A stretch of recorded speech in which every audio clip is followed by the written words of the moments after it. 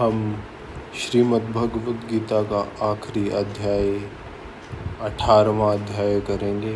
हमने 17 अध्याय कर लिए हैं। जय श्री कृष्णा। अर्जुन बोलते हैं, हे महाबाहो, हे अंतर्यामीन, हे वासुदेव, मैं संन्यास और त्याग के तत्व को पृथक पृथक जानना चाहता हूँ। श्री भगवान बोले, कितने ही पंडित जन तो काम्य कर्मों के त्याग को संन्यास समझते हैं तथा दूसरे विचार कुशल पुरुष सब कर्मों के फल के त्याग को त्याग कहते हैं। कई एक विद्वान ऐसा कहते हैं कि कर्म मात्र दोषयुक्त हैं, इसलिए त्यागने के योग्य हैं, और दूसरे विद्वान यह कहते हैं कि यज्ञ, दान और तप रूप कर्म त्यागने योग्य नहीं हैं। हे पुरुष श्रेष्ठ अर्जुन, संन्यास और त्याग, इन दोनों में से पहले त्याग के विषय में तू मेरा निश्चय सुन, क्योंकि त्याग सात्विक, राजस और तामस भेद से 3 प्रकार का कहा गया है। यज्ञ, दान और तप रूप कर्म त्याग करने के योग्य नहीं है, बल्कि वह तो अवश्य कर्तव्य है, क्योंकि यज्ञ, दान और तप ये तीनों ही कर्म बुद्धिमान पुरुषों को पवित्र करने वाले हैं। इसलिए हे पार्थ, इन यज्ञ, दान और तप रूप कर्मों को तथा और भी संपूर्ण कर्तव्य कर्मों को आसक्ति और फलों का त्याग करके अवश्य करना चाहिए। यह मेरा निश्चय किया हुआ उत्तम मत है।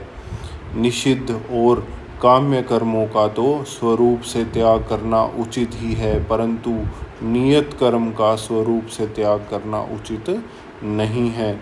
इसलिए मोह के कारण उसका त्याग कर देना तामस त्याग कहा गया है।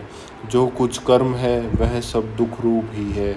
ऐसा समझकर यदि कोई शारीरिक क्लेश के भय से कर्तव्य कर्मों का त्याग कर दे, तो वह ऐसा राजस त्याग करके त्याग के फलों को किसी प्रकार भी नहीं पाता। हे अर्जुन, जो शास्त्र विहित कर्म करना कर्तव्य है, इसी भाव से आसक्ति और फल का त्याग करके किया जाता है, वही सात्विक त्याग माना गया है।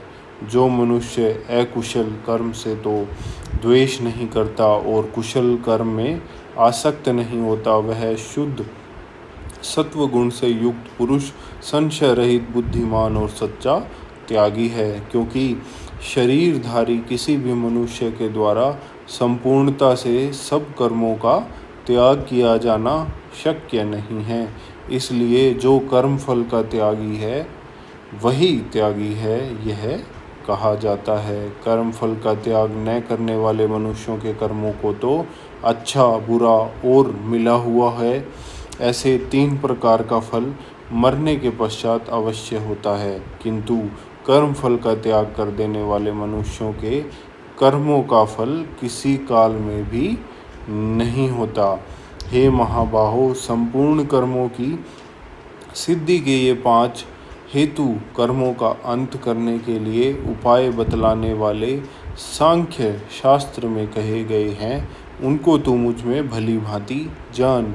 इस विषय में अर्थात कर्मों की सिद्धि में अधिष्ठान और कर्ता तथा भिन्न भिन्न प्रकार के कारण एवं नाना प्रकार की अलग अलग चेष्टाएं, और वैसे ही 5वां हेतु दैव है। मनुष्य मन, वाणी और शरीर से शास्त्रानुकूल अथवा विपरीत जो कुछ भी कर्म करता है, उसके ये 5 कारण हैं। परंतु ऐसा होने पर भी जो मनुष्य अशुद्ध बुद्धि होने के कारण उस विषय में यानी कर्मों के होने में केवल शुद्ध स्वरूप आत्मा को कर्ता समझता है, वह मलिन बुद्धि वाला अज्ञानी यथार्थ नहीं समझता। जिस पुरुष के अंतःकरण में मैं करता हूँ ऐसा भाव नहीं है, तथा जिसकी बुद्धि सांसारिक पदार्थों में और कर्मों में लिपायमान है नहीं होती है, वह पुरुष इन सब लोगों को मारकर भी वास्तव में न तो मरता है और न पाप से बनता है। ज्ञाता, ज्ञान और ये 3 प्रकार की कर्म प्रेरणा है, और कर्ता करण तथा क्रिया ये 3 प्रकार का कर्म संग्रह हैं। गुणों की संख्या करने वाले शास्त्र में ज्ञान और कर्म तथा कर्ता गुणों के भेद से तीन तीन प्रकार के ही कहे गए हैं, उनको भी तू मुझसे भली भांति सुन। जिस ज्ञान से मनुष्य पृथक पृथक सब भूतों में एक अविनाशी परमात्मा भाव को विभाग रहित समभाव से स्थित देखता है, उस ज्ञान को तो तू सात्विक जान। किंतु जो ज्ञान अर्थात जिस ज्ञान के द्वारा मनुष्य संपूर्ण भूतों में भिन्न भिन्न प्रकार के नाना भावों को अलग अलग जानता है, उस ज्ञान को तू राजस जान।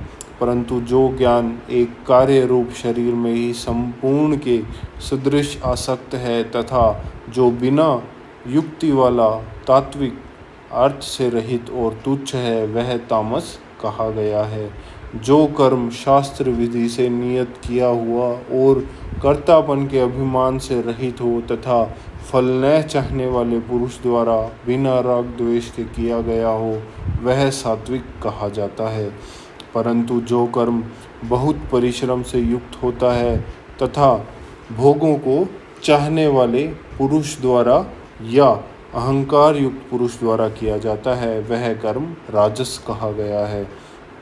जो कर्म परिणाम हानि हिंसा और सामर्थ्य को न विचार कर केवल अज्ञान से आरंभ किया जाता है, वह तामस कहा जाता है।